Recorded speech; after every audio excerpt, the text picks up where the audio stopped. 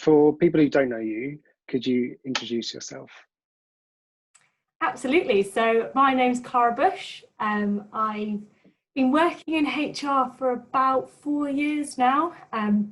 I've been going through the kind of HR intern role to assistant to junior people partner and now as a HR advisor, which is very exciting. So most of my time in HR has really been around that employee life cycle, which has been really exciting to get to know absolutely everything about kind of what HR is. And then I guess a kind of lockdown achievement has been completing my level 5 CIPD, which is exciting. How do I do the crowd noise? It's like a lion, a quiet lion. That's the one. That's amazing. Congratulations for doing that. And also your journey. So what was it? So you were as an HR intern to HR assistant. Yeah. Then as a junior people partner, and then to people advisor. Yeah. Which is kind amazing. Of junior people partner role. But it's so cool to, yeah, I guess since we've known each other, to somewhat be on the journey with you. It's like amazing to see you progress so quickly. Thanks. Could you, so that's kind of a bit of your journey in terms of job role, and then not in terms of job role, but like what's led you to find yourself like being interested in and your work influencing company culture? I think it sort of fell on my lap, really. I think HR, to start with, falls in a lot of people's laps. I don't think you wake up and think, oh, I want to be in HR as like that 14-year-old. I think it kind of falls in your lap. But I guess I've always loved to be around people. I studied music at university, so it's a very kind of sociable degree to have, where you're in orchestras, you're in ensembles. You've always got like those after school clubs in secondary school where you're with really cool kids and orchestra practice. And I think finding that department within a business that got to work with people and they were your kind of main goal and they were your kind of KPIs as such, I think, not really into that, but you know, they were your kind of main priority to be like, are they achieving what they need to achieve? I really enjoyed. I love chatting with people and I love hearing what they're up to and what they're doing. And especially for someone that didn't really understand what a business worked, how it worked, how you kind of made money and what happened. I didn't do business studies or anything. So being like, okay, what's a marketing role, or what's category management, or what's credit control? Like, what do you do? And hearing how every single person has got such a niche role within the business that when you put them all together, it creates that perfect picture of, oh, and here's your business and here's your own product, which I really, really loved. And I think getting involved in the culture was just something that came quite naturally with speaking to people in the kitchen and hearing what their maybe issues were or problems were. And I was like, oh, well, have you spoken to this person? And creating those connections within a business was just something I really liked, and making sure that people came into work and enjoyed it and kind of felt like there was someone in their corner. That's kind of me. I like to be people's cheerleaders and being like, you're doing a great job. Bringing that positivity to the workplace and having the odd sing song that colleagues will say, can you stop now? I really like. I was going to ask about whether you still got the music in you from your degree, and it sounds like you do. You do. And I'm not a singer at all, but who doesn't love a sing song? To get, you know, the admin out the window, you have a little bit of a hum. Yeah, you might be saying that like you're not a singer, but for all you know, your colleagues might be like, we love Clara singing. Like, when, oh, go on, sing a bit more. I'd like to get that in writing if anyone does think that. Oh yeah, I'll have them on the show. That's what I'll do. We could do one of those, you know how like a lot of the shows are having their cast are doing montages on YouTube videos, or they all like sing part of a song. We should do that. Like we could have a homage to your singing. Yeah, I think it'll go down really well. What you were saying about like you hadn't studied business, and then you like learned as you've gone along. I had a bit of a different route, but there was a bit that was similar in that. So I was lucky I did a degree and it was in computer science and maths. And there Wow. were some bits that I like, there were some bits that I like properly loved. And it like the logic of like algorithms. So you'd start here and you'd like think about what happens. There are bits that I would love, but I left the degree. Like I finished a degree and I could not see the link between like what I was doing in my assignments and the business world. And so I learned, like, I first got into it through like case studies, and it was all theoretical at the time, but it was only then where I was like, okay. And I really found an enjoyment in it. So given now you've been gaining the experience and you've worked in different companies, which aspects of culture do you like find the most interesting? Are you like naturally drawn to? I think culture in itself is just so massive. And it's really hard to be like, oh, this is what I love. But I think what I love the most is doing that onboarding with an employee that's got fresh eyes.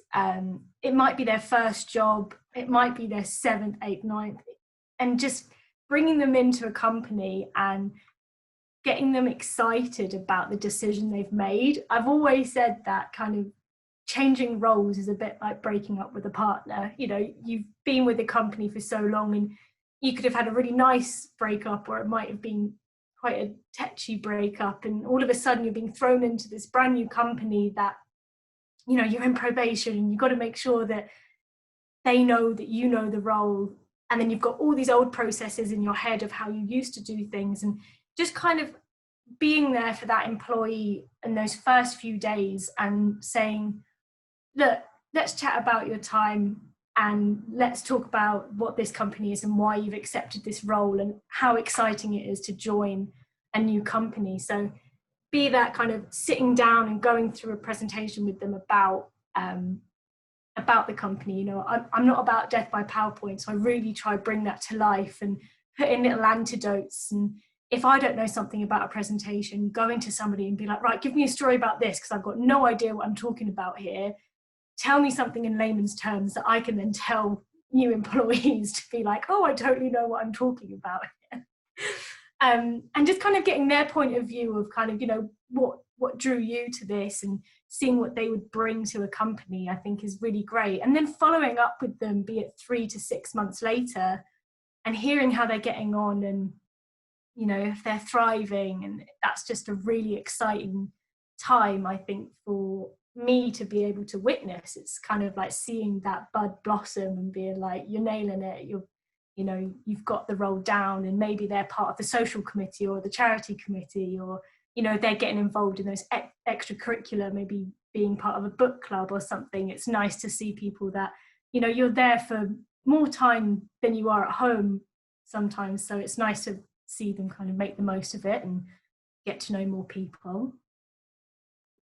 Yeah, onboarding is one of those, it's like one of the key moments, isn't it, that affects probably the whole initial part of their journey in the company. Like I think people's expectations will be set before to an extent, but then that onboarding experience, it can set the tone. I remember someone was saying, like, when you look back at different jobs, quite often the times you remember as being some of the most meaningful are either when, a lot of the time it's when you go through something with other people. So it might have been like a really challenging project, or like a great celebration, or when companies can do onboarding with like multiple people joining together, you form you form that group together, and then it's you have that like emotional connection and bond, and some of the memories get anchored in that. Absolutely. When you see someone that's joined around the same time as you almost feel like you're in the same boat. And when you have a group onboarding, it's nice to make that a really positive experience for people, so that, and you're creating that space as well for them to get to know one another. Everyone hates an icebreaker. Everyone hates like the tell me something interesting about yourself. But I think they're the things that, because they're so awkward usually, and they kind of stick out in your mind. And I still remember going through the table and saying, oh, tell us something interesting about yourself. And we had one lady who said, oh, I had a pet snake, and on rainy days she would cuddle up in the duvet with me and we would watch movies. And I was like, sorry, what? Like, they're just things that was probably like 4 years ago now, right at the beginning, and it's just stayed with you, and you have that really fun moment of, that's amazing. And I think it kind of sets the tone for the rest of the day, that people ask those silly questions, or you try bring it back and be like, okay, let's hear from like the snake lady, and she's like loving it, being like, oh. Yeah, I when you were saying like, oh, people hate those, I was like, oh my god, you're talking about the events I've run. You're like, all these activities I've done. I know, that's good. Push people. One of my ones that I say when people ask, like, oh, what's something we wouldn't know about you by looking at you? One of mine has been that I've tracked the price of party rings. They're biscuits, for those that don't know you. Like, quite often children have them, like biscuits with like iced sugaring coating on them. But yeah, I've tracked the price of party rings for years because they were my like number one treat. And then people like associate it and they know it. Yeah. Which has made me realize, actually, some people might like, there will always be people who try and like game something or like use something to set expectations, either in a good way or maybe not. But it makes me realize, I wonder if anybody's like said something that hasn't been true to try and create an impression or a perception of them at a first meeting. I might try that, see how believable I am. Be like, I'm a completionist. Something Emma Rose, who's been a guest on one of these shows, what she said is, when you get people together working on a team, for example, or it could be like an onboarding group, one person can set up a survey, like an anonymous survey, send it to each person and ask them a question like, like a really kind of fun question, but like, what wouldn't we know about you, or like what's something you that's been embarrassing but you can laugh about. So you create a little survey, send it to people, and then you have people guess who it was and then reveal themselves. Oh, so nice. She mentioned that we've done it in the team that I've been part of recently, and it's a great little thing that if people who are watching are looking for ideas, that could be one. Oh, I like that. Maybe I'll give that a go now. Especially around Christmas time, when you have those sort of, well, now it's going to be virtual events. That might be a nice thing to bring to like your team meeting or something. You mentioned in your intro that you've just done a CIPD course. So I've never done like a formal qualification. How was it doing that? I guess partly alongside your work, but just generally, how was it doing that course? I really enjoyed it. One, I got to meet a bunch of new people because I did it in like a classroom setting, but also because I hadn't done like a HR educational degree to begin with, it was really great to kind of solidify that learning of what I've been doing for like the past 3 years. Not saying that it wouldn't have been right, but understanding the reasonings why I've done it, but then also going into that detail around, HR's not just there for people's problems. They're not just there to be like, oh, I don't like this person, can do something about it. Like, it's more about how HR has evolved, and we're getting on that top table and we're there, and we've got really inspirational kind of directors that are leading the way to shape like strategies. And these are things that I never thought I'd ever say in my life, like strategy. Oh yes, I'm making strategies. Like, it's just madness. It was so great to sit down with a bunch of people I didn't know. We talked through maybe some issues that people had, like especially going through like the employment law module, which I hands down thought I was going to hate. I was like, law, employment law, I'm not interested. That was my favorite module, actually, where you really went into the detail of like, okay, how do you do redundancies right, and why do you have contracts and change letters and all of that, and kind of sharing ideas and speaking to people from lots and lots of different companies was really nice. And I think doing it alongside work, you kind of find what works for you. I did one of the modules where it was like 6 till 9 for about 4 weeks on a Thursday evening, and I could not hack it. Like, I was so tired. People are there with their like little cold dinners, like their sandwich, getting it out in this classroom, and I was like, this is miserable. I can't sit here till 9 p.m. I just want my bed. So I actually did a lot of my courses at the weekend, which was great. It was like 2 days. Hop down on the train. You had that intense course where you learn everything that you needed for your essay. And then you had about 3 weeks to do it. So it really worked for me, and my work was really flexible at the time, saying, you know, if you do need time off or if you need that study day to power through, was super helpful. But I absolutely love doing it, and I get a little bit nerdy about it now, and I try to talk to my partner about HR stuff, and he's like, I've got no idea what you're talking about. I'm like, come on, somebody talk to me about it. That's pretty much why I created Culturevist, because I go home and like talk about, oh, this is what happened at work, and like people who love me will listen to me like to a point, but I wanted like mates who were like actually into it. It's great to hear how you're like, oh, I never thought I'd be talking about like strategy and like focused on law. So maybe we should like reinforce that by the title of this episode. On the thumbnail, on the video, I'll be Clara on strategy and law. I think my parents would be in shock. They'll be like, what? not Clara, honestly. You mentioned how, so when you were studying, you had the flexibility to work when you wanted, like when it worked for you. Given like the pandemic and the impact on everything, we're seeing well-being being so important. Could you share some of the things you've done to look out for your own well-being? Yeah, so I'm actually a mental health first aider. I got trained up. I've got to do cheers again. A couple of years ago, and you know, it was really, really amazing to get so much information about the kind of breadth of how much is out there, and actually what we aren't talking about is huge.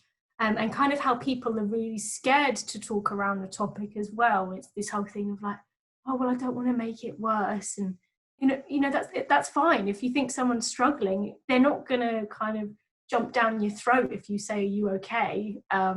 Which I think during lockdown is such an important question for people, is, you know, how are you doing and how are you finding things, and kind of showing that vulnerability. There we go. I was trying to put an L in for some reason. Vulnerability. There we are. It's so key, and I think especially for leaders to show that actually I'm having a bit of a down day and it's fine, you move on. But I think personally myself, how knowing so much about it is tricky, because I can feel myself going down the route of, you've not really spoken to many people yet today, you know, you've not really done something that makes you happy, and I'm kind of there, and I can hear my inner voice or saying, you know, you should probably get out and about and go see the birds and the trees and stuff. And it's amazing how even when you know what's going on, you still kind of get yourself down down that road of just sitting in front of the TV and not talking to anyone and kind of keeping in your own little bubble. So I've really had to train myself to kind of snap out of it a little bit and say, you know that you love going outside and seeing the grass. And I don't live too far from Richmond Park, so I'm so fortunate that I can go out and, look at all the amazing trees and puppies, which is kind of my main thing now. I go out and look at the puppies. I pretend I'm running, but really I'm just running after the puppies. So personally, I try catch myself when I'm kind of going down that slippery slope, but then also joining a new role and kind of having everything given to you over computer is really quite overwhelming sometimes. So taking 5 minutes to actually just sit down and just have a little bit of a think, or actually to not even think about anything, has really helped as well. It's almost allowed my brain to let all that new information and all those new processes just kind of sink in a little bit, and then I'm ready to get back into work. And then I've got a fish tank, so I go and chat to my fish when I'm making a cup of tea, because they can't get away from me, really. So your life sounds so rich and full of nature and animals. It's amazing. Trying. So that's one of the questions we've been asking in the show to help us learn from each other, which brings me on to the last one, which we ask, which is, so if someone who's watching is looking to influence their company's culture, based on your experience, what advice would you offer them? I would say be curious. Ask those questions that maybe others aren't asking. Suss out what you kind of think the culture is. I didn't even realize what culture was to begin with, but I kind of knew it was something to do with people coming together and so much to it. But I guess just not being afraid to kind of put an idea forward to whoever it may be. If you think it's maybe someone influential in the company or a leader, then just kind of chatting to them and kind of brainstorming ideas, be it over lunch, making sure you're getting away from that desk and chatting to people and just making the most of it. I think, some people love to stay in companies for years and years, and that's great that they kind of feel that they can do that, where some people like to kind of dot around and just make the most of your time there. And if you can say like, oh, hey, it'd be really great if we finish a little bit earlier on a Friday, just put it out there. They might be like, nice try. But they might be like, oh, why don't we try do something if everyone's doing great? And I think the way that we're going at the minute, work is so flexible, especially where you've got parents who are kind of juggling schooling their children and stuff. Companies are moving with the times a lot quicker than they probably would have. So yeah, just put yourself out there and be a little bit vulnerable yourself and kind of see what happens, because you're only going to learn from it.